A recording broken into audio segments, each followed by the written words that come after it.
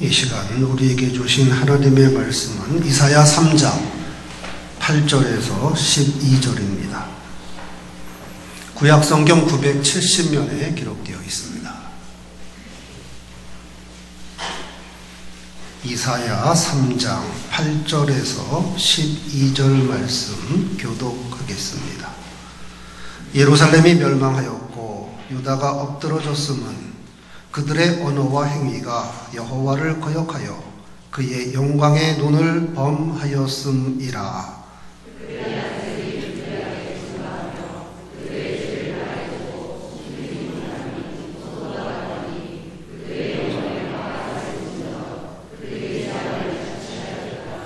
너희는 의인에게 복이 있으라 말하라.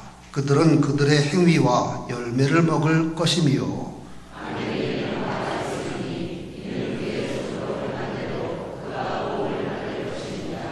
12절 함께 내 백성을 학대하는 자는 아이요 다스리는 자는 여자들이라. 내 백성이여 내 인도자들이 너를 유혹하여 내가 다닐 길을 어지럽히느니라. 아멘. 정경호 목사님께서 어지럽히는 중에 은혜라는 제목으로 말씀 전하실 때 큰 은혜의 시간 되시기를 바랍니다.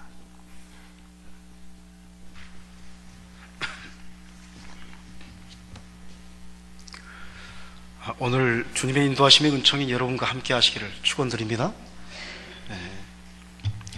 원래 성경 중에 제가 제일 난해하게 생각하는 책들 중에서 신약은 고린도전후서가 아주 저에게 난해함을 많이 줍니다. 왜냐하면 우리의 신앙생활을 직접 바로바로 찌르기 때문이고, 또 구약에서는 이사야 말씀이 얼마나 난해한지 모릅니다. 왜냐하면 우리의 현실을 그대로 이야기하면서 우리에게 우리의 적나라한 모습들을 그대로 말씀하고 있기 때문에 그렇습니다.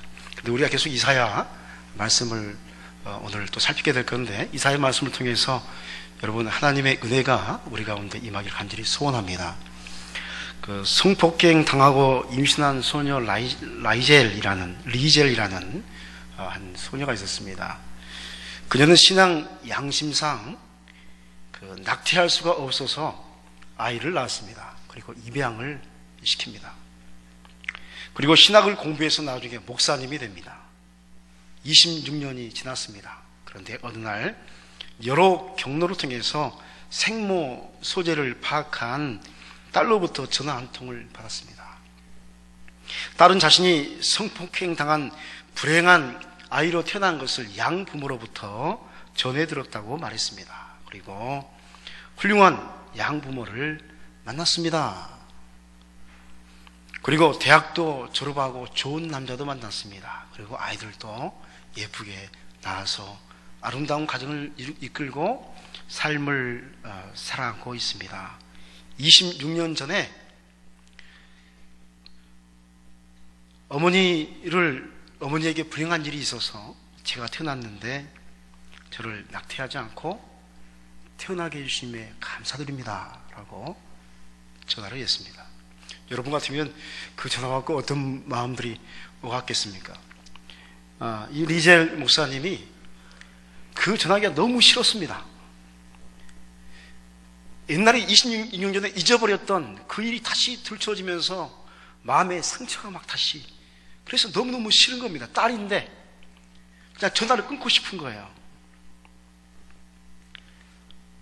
그런데 이 딸이 울면서 이 어머니에게 마지막으로 말합니다. 어머니, 그 어려운 상황에서도 낙태시키지 않은 것에 감사하고 제가 믿는 예수님을 어머니께 소개해드리고 있습니다.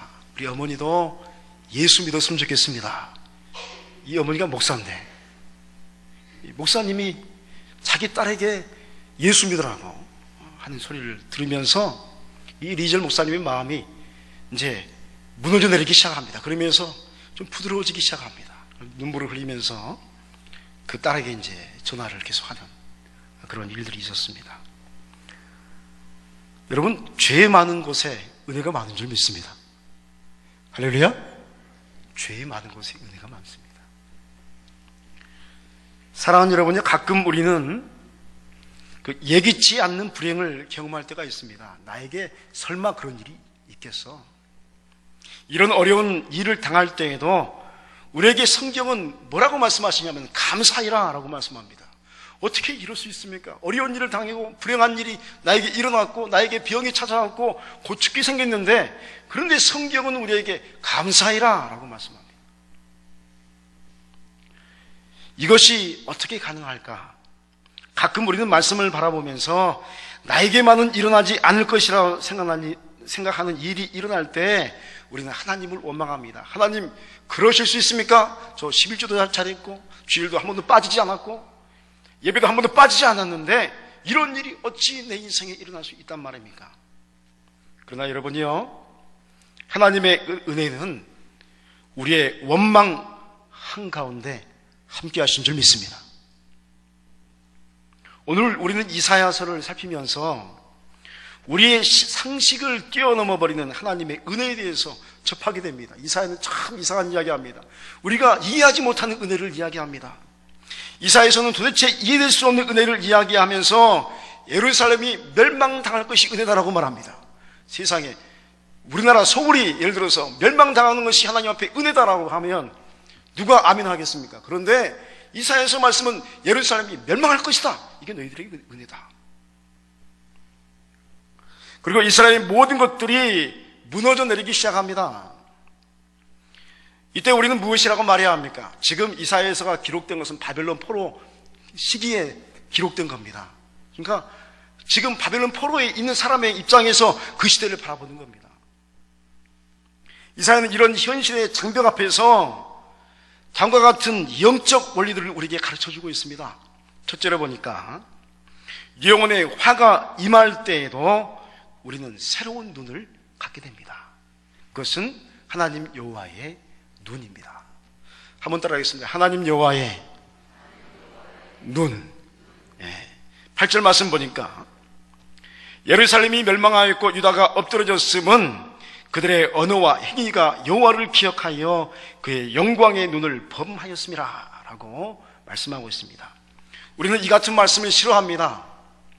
우리는 멸망을 싫어하고 엎드러지는 것을 싫어합니다. 왜냐하면 이것은 저주요 복이 달하는 불행이기 때문에 그렇습니다.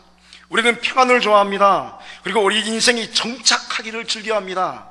그리고 좋은 차를 우리가 사기를 좋아하고 좋은 옷을 입기를 좋아하고 좋은 집을 갖기를 원하고 30평이면 50평짜리 갖기를 원하고 좀 더 부유하기를 원하고 좀 더 명성이 있기를 원하는 것이 저와 여러분의 마음입니다.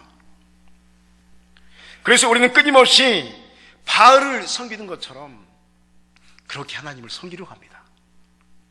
놀라운 사실은 우리가 믿고 있는 하나님에 대해서 여러분, 우리가 성경을 읽어갈 때에 우리 자신이 헷갈리기 시작합니다. 나는 예수 그리스도를 믿는데, 나는 이러한 하나님을 신앙하는데 성경을 1독하고 2독하고 3독하고 계속 읽어가다 보면 이게 뭐가 틀리구나 하는 생각이 드러나기 시작합니다.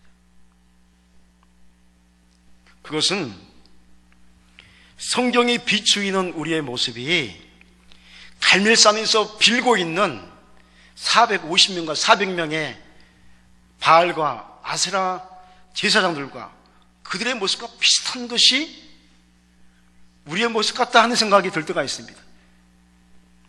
여러분, 이건 충격이지 않습니까? 왜냐하면 우리는 분명 하나님을 믿기 때문에 그렇습니다. 우리는 분명 예수 그리스도의 십자가를 믿고 그 십자가를 붙들고 주님의 뒤를 따르는 사람이라고 말하고 있기 때문에 그렇습니다. 그런데 우리의 믿음이 성경을 읽으면 이상하게 비추어집니다. 우리는 하나님께 기도합니다. 하나님, 복에 복을 더하여 주시옵소서. 30배, 60배, 100배, 저도 10만 가면 10,000배의 복을 주옵소서 빕니다. 여러분, 10,000배의 복 받으시길 축원드립니다. 우리는 복을 받아야 합니다. 그런데 성경을 읽으면 이상하게 내가 바라는 복하고 성경이 말하는 복이 틀립니다. 이게 어찌된 일일까요? 여러분, 바알은 토착의 신입니다. 우리가 이제 고고학으로 들어가면 바알은 토착의 신입니다. 농사의 풍년의 신입니다. 그리고 가산의 신이고 풍요의 신입니다. 그래서 이스라엘 백성들이 가나안에 정착이 있을 때 여호와 하나님과 바알이 비교되기 시작했습니다. 여러분, 바알은 축복의 신입니다.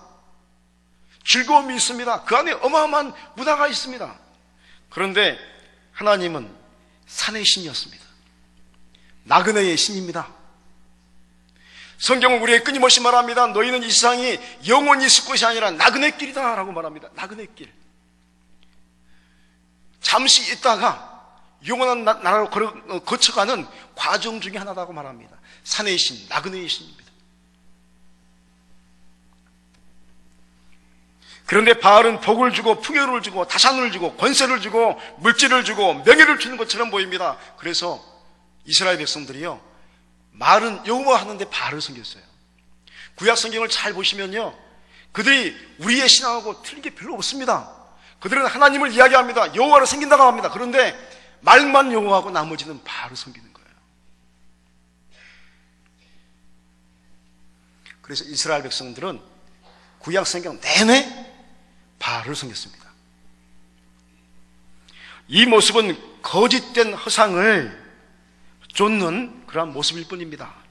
이들은 허상의 세계를 살았습니다. 쾌락과 즐거움을 추구했습니다. 그러나 이들의 중심에는 결국 공허함만이 가득하게 되었습니다. 세상을 보십시오. 물질을 추구하고 권세를 추구하고 쾌락을 추구하는 일상의 결말은 허무요 허구요 공허의 결말로 끝나는 것을 보게 됩니다. 그래서 예루살렘이 멸망했습니다. 그들의 행위와 언어가 자신들의 신앙을 정당화시켰습니다. 이들은 말합니다. 나는 여호와 하나님을 섬기는 그의 백성이다. 나는 오직 하나님 여호와만을 믿는다. 그러나 그들의 신앙은 이미 부패했고 그들의 예배던 바알 숭배의 모습으로 변화하고 말았습니다. 이름만 제단인지 그것은 우상 숭배의 자리로 변하고 말았습니다. 이런 우상 숭배의 자리에 하나님의 은혜는 여러분 무엇일까요? 여러분, 아이가 잘못하면 부모의 은혜는 회초리를 들여야 할 줄 믿습니다. 버릇이 잘못 들었으면 회초리 들어서 때려줘야 됩니다. 무슨 어떤 교육하게 말하는 필요 없어요. 회초리 들어야 됩니다. 너 잘못했잖아. 따끔하게 맛을 보여줘야 됩니다. 아, 내가 잘못했구나.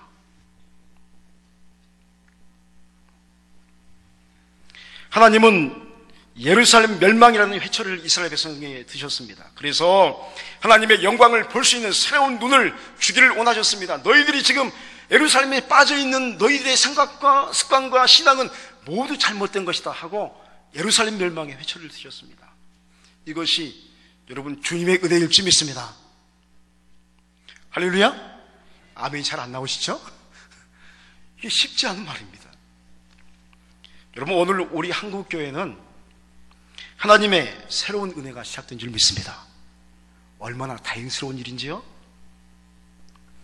그것은 지금까지 승승장구하던 한국교회의 멈춤의 역사가 시작되었습니다. 멈춰버린 겁니다. 한국교회는 어쩌면 스스로 지금까지 속여왔는지 모릅니다. 비복음적인 것을 복음이라고 말해왔는지 모릅니다. 다만 우리가 한 가지 기억하는 것은 우리의 대부분의 관심은 하나님의 영광에 있지 않았습니다.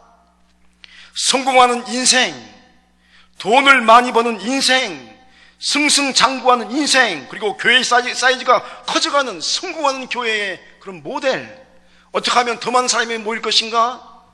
어떻게 하면 주차장이 너무 막 지하가 3층, 4층까지 파가지고 차가 밀려오는 것을 바라보면서 우리 교회는 이런 교회야 라고 내가 자랑할 것인가? 나는 교회 집사고 장로고 목사나라고 말할 것인가?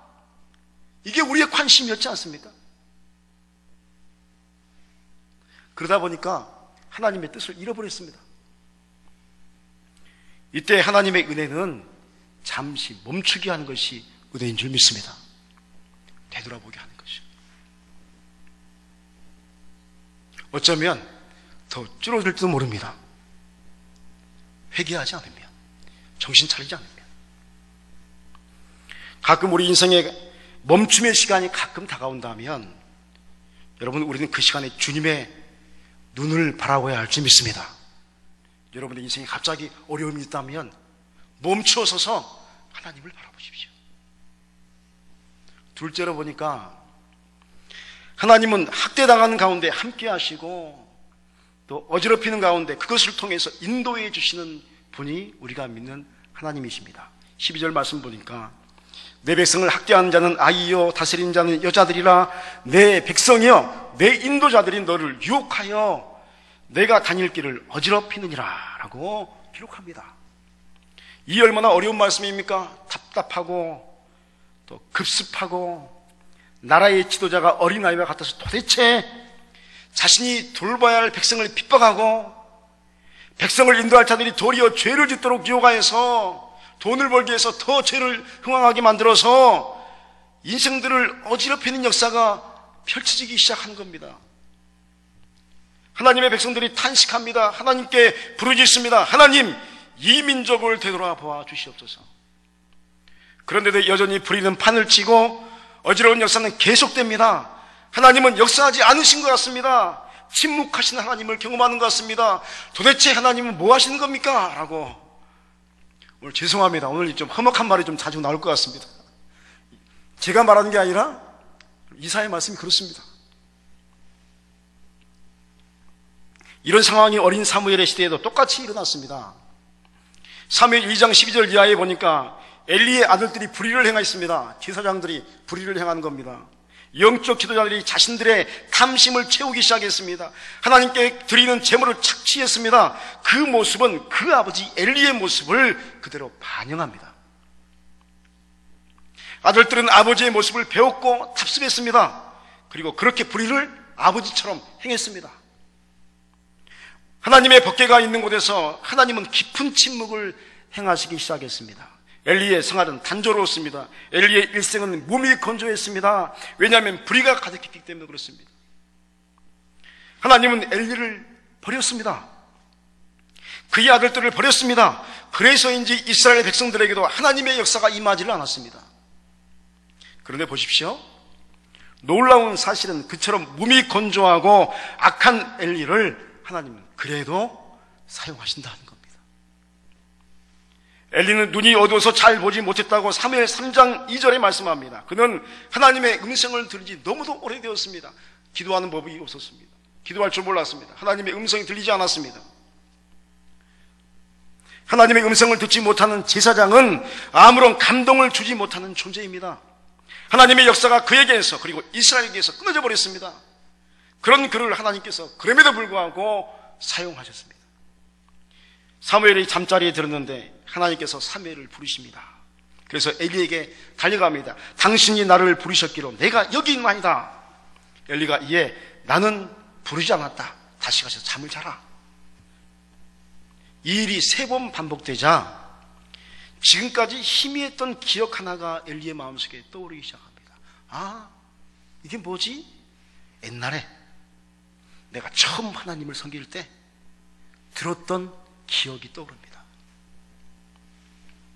기도하는 법이 너무도 희미했는데 이제 어렴풋이 기도하는 법이 엘리의 마음속에 떠오르기 시작합니다.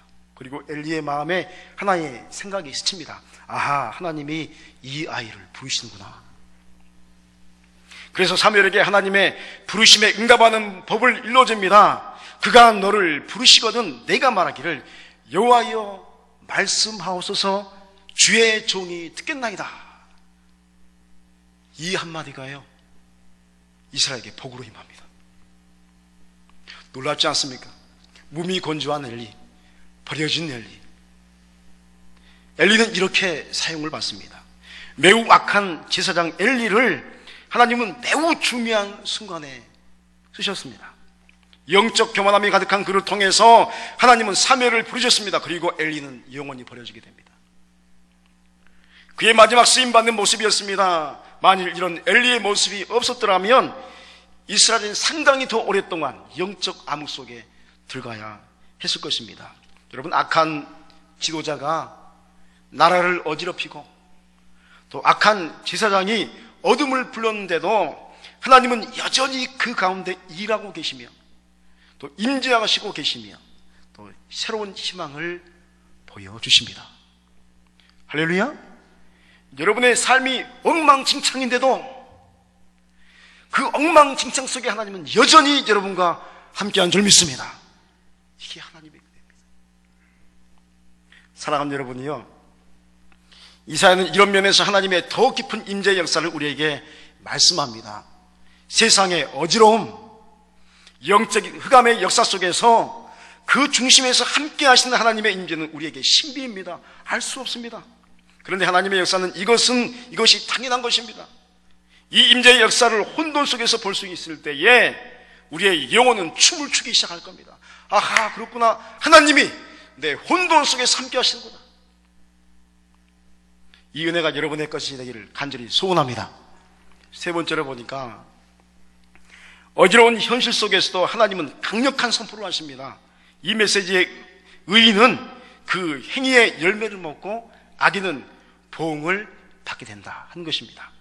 10절로 11절 말씀에 너희는 의인에게 복이 있으리라 말하라. 그들은 그들의 행위의 열매를 먹을 것이며 악인에게는 화가 있으리니 이는 그의 손으로 행한 대로 그가 보응을 받을 것임이니라 라고 기록하고 있습니다. 그런데 사랑하는 여러분, 우리는 이사야의 이 말씀에 쉽게 동의하지 못합니다. 여러분, 이 말씀에 동의할 수 있나요? 왜 그렇습니까? 우리의 현실이 그렇지 못하기 때문에 그렇습니다. 우리의 현실은 착한 사람이 피해를 입고 악한 사람이 이득을 얻습니다. 돈 있는 사람이 돈을 법니다. 그런데 돈 없는 사람은 계속 궁핍하게, 가난하게 그런 인생을 살아갑니다. 실력이 있어도 쓰임받지 못하고 실력이 형편없는데 부모 잘 만나가지고 승승장구하는 인생을 살아가는 것을 우리는 봅니다. 야, 부모 덕이구나. 어떤 때는 실수로 좋은 대학 들어간 친구가 있는데 어떤 때 어떤 친구는 보니까 실력이 어마어마하게 좋은데 그냥 다 낙마하는 겁니다. 이게 어떻게 된 겁니까? 신앙생활을 우리가 잘하는데 복을 받지 못하는 것 같습니다. 예수 잘 믿었는데 믿음이 좋은데 가정이 좋지 않은 일만 생깁니다. 예수 믿으면 좋은 일만 생길 것 같았는데 예수 믿으니까 더 안 좋은 일이 막 생기는 겁니다. 그런데 말씀은 끊임없이 의인에게 복이 있으리라 라고 말씀합니다. 동의하십니까? 우리에게 그러한 일들이 일어나는데 말씀은 우리에게 말씀하시길 의인에게 복이 있으리라. 복이 있으리라. 우리는 가끔 믿음이 흔들릴 때 고백하기를 이게 무슨 개빼따기 같은 소리인가? 라고 속으로 말합니다. 그런데 심한 이 말이 우리의 현실을 잘 보여주고 있습니다. 이게 무슨 개빼따기 같은 소리입니까? 사랑하는 여러분요, 그런데 말입니다. 개빼따기 같은 소리를 하나님은 들으시고 여러분 나귀 턱뼈로 삼손을 사용하셔서 적들을 물친 사건을 우리는 기억합니다. 뼈따기로 여러분 어마어마한 역사가 일어났습니다. 사사기 15장 14절 말씀에 보니까 삼손이 나귀의 새 턱뼈를 빼가지고 블레셋 사람을 1000명을 죽입니다. 이게 불가능한 이야기입니다.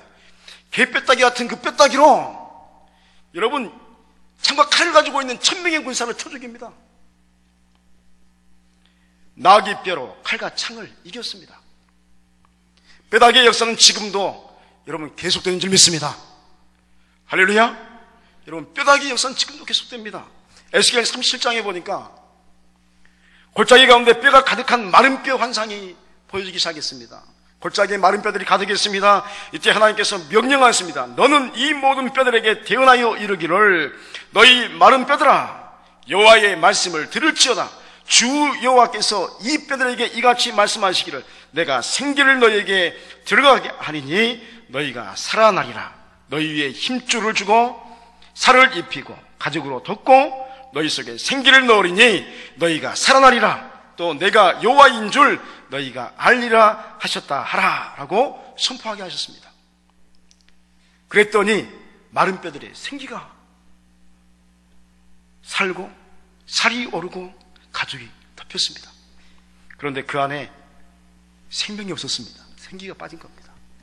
그러자 다시 선포했습니다. 주 여호와께서 이같이 말씀하시기를 생기야 사방으로부터 와서 이 죽음을 당한 자에게 불어서 살아나게 하라 했더니 그 마른 뼈들이 살아난 줄 믿습니다. 이 뼈들은 여러분 이스라엘 백성, 하나님의 선택받은 의인된 백성을 의미합니다. 우리는 말합니다. 하나님 이 무슨 개빼따기 같은 세상입니까? 그러나 하나님의 말씀은 우리에게 선포합니다. 너희는 의인에게 복이 있으리라 말하라. 그들은 그들의 행위로 열매를 먹을 것이며 악인에게는 화가 있으리라. 마른 뼈 같은 세상 속에서 우리는 무의미를 체험합니다. 의미가 없음. 다람쥐 쳇바퀴 돌듯이 의미 없는 삶을 이야기합니다. 아침에 눈을 떠서 세수를 하고 밥을 먹고 출근하고 점심을 먹고 또 일하고 저녁을 먹고 또 일하고 또 집에 와서 부부싸움하고 또 잠을 자고 아침에 일어나고 똑같습니다.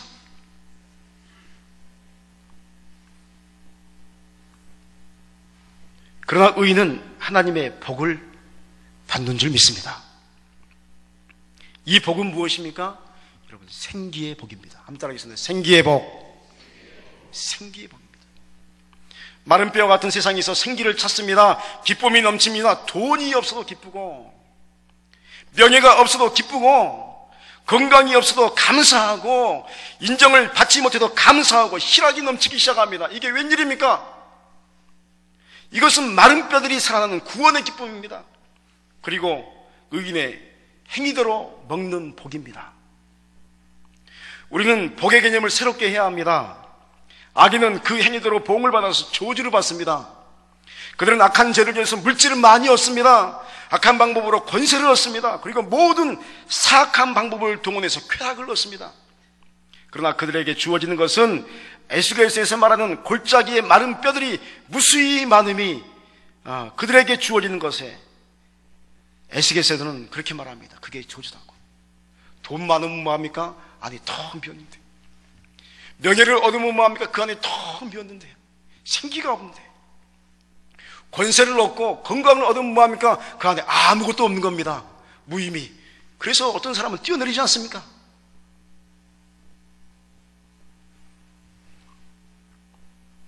이렇게 그들은 저주받는 것입니다. 돈과 함께 저주받고, 명예와 함께 저주받고, 권세와 함께 저주받는 것입니다. 여러분, 그거 너무 부러워하지 마시기 바랍니다. 할렐루야? 부러워할 게 아닙니다. 성경은 끊임없이 그 이야기합니다. 돈 많은 거 부러워하지 마십시오.